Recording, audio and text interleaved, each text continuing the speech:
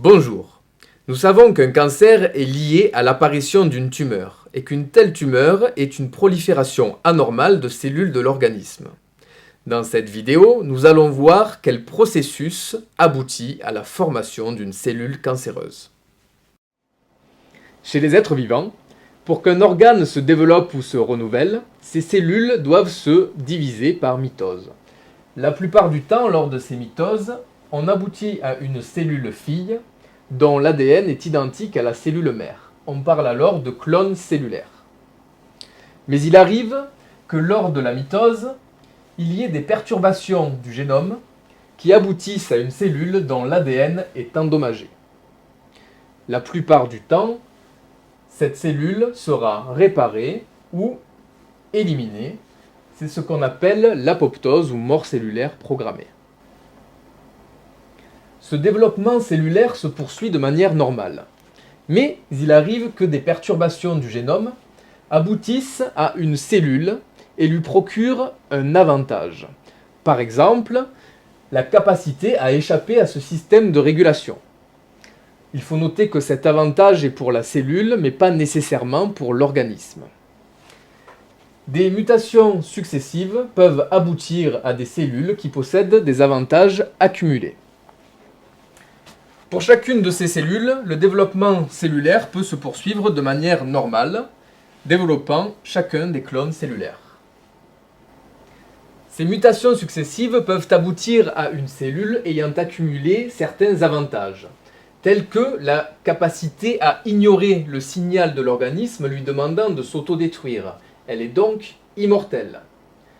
De plus, elle acquiert également la capacité à proliférer, c'est-à-dire à se développer en continu, sans contrôle de l'organisme, au contraire des autres cellules. Cette cellule est donc une cellule cancéreuse, elle a perdu sa fonction initiale. En proliférant, ces cellules cancéreuses vont former dans l'organe concerné un amas cellulaire appelé tumeur. Pour répondre aux besoins de ces cellules, l'organisme va créer des vaisseaux sanguins leur apportant les nutriments nécessaires pour se développer davantage.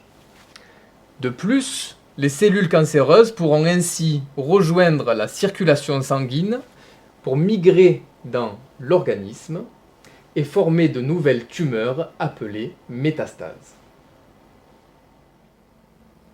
Nous avons vu que lors des divisions cellulaires normales, nous pouvions avoir des cas où l'ADN était endommagé, ce qui aboutit dans la plupart des cas à une réparation de cet ADN ou à une mort cellulaire programmée. Cela est permis par la protéine P53. Elle vient se fixer sur l'ADN. Ici, j'ai représenté la protéine P53 et ici l'ADN, ce qui permet de stopper les mitoses. Lorsque ces divisions cellulaires sont stoppées, d'autres protéines peuvent intervenir pour aboutir à la réparation ou à la mort cellulaire. Cette protéine P53 est donc essentielle à ce mécanisme de régulation. Mais que se passe-t-il lorsque des mutations ont eu lieu sur les deux allèles du gène P53 ? Nous aboutissons alors à une protéine P53 non fonctionnelle. Dans cette cellule, il n'y a donc plus de régulation du cycle cellulaire et de réparation de l'ADN, ce qui signifie qu'elle peut se développer normalement et elle a acquis un avantage, l'absence d'effets antimutagènes. Ainsi, lors de mutations successives, il pourra y avoir accumulation de ces mutations sans apoptose et sans réparation de l'ADN, ce qui augmente le risque d'apparition d'une cellule cancéreuse.